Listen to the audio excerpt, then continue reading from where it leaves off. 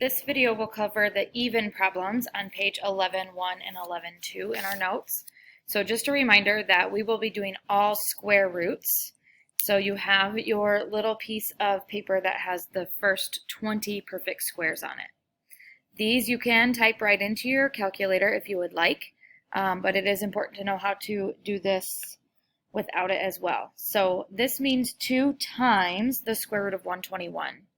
So I would have 2 times, if you're using your little piece of paper,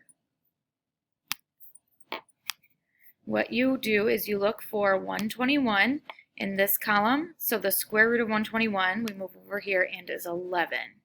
So this problem means we need to take 2 times 11 and get a final answer of 22. For number 4, we have 3 times the square root of 400. So again, if you look on your list or use your calculator, the square root of 400 is 20. So some of you can just cross it off and write it like that.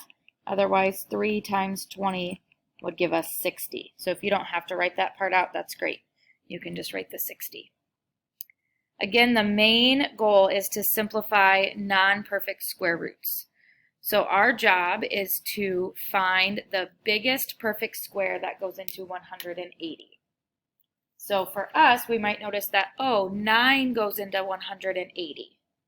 Well, the problem with that is if I do 9 times 20, what I notice is then that 4 is another perfect square that goes into 20. So maybe you remember making those little factor trees in elementary, okay? So if 9 goes in and 4 goes in, that means 9 times 4, which is 36, goes in.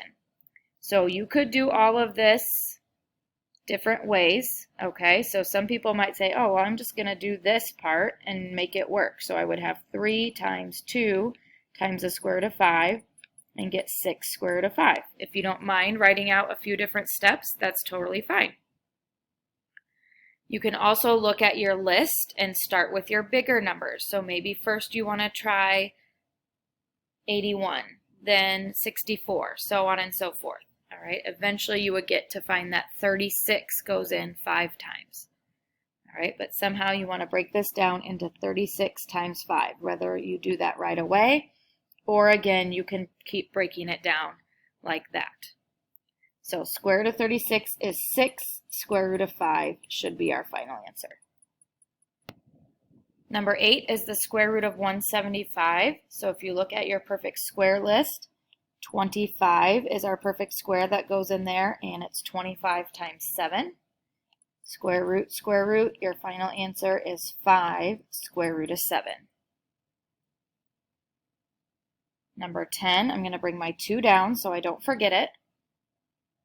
54 is 9 times 6. Square root, so I would have 2, 3, square root of 6. So my final answer, this is all multiplication, so you need to make that 6 square root of 6.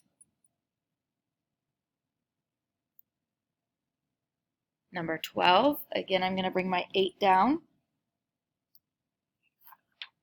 128. 64 is our perfect square that goes into 128, and it's 64 times 2. So square root, this 8 comes down, square root of 64 also happens to be 8, and then square root of 2. So then we need to do 8 times 8, which is 64, square root of 2.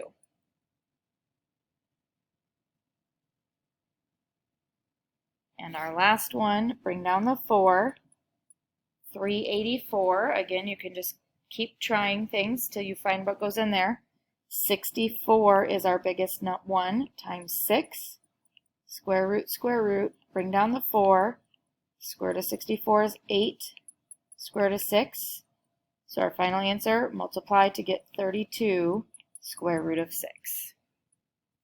So again, your job is to find your biggest perfect square that goes into the number underneath the square root. If you don't find the biggest one right away, you'll just have to keep working your way down until you do find the biggest one.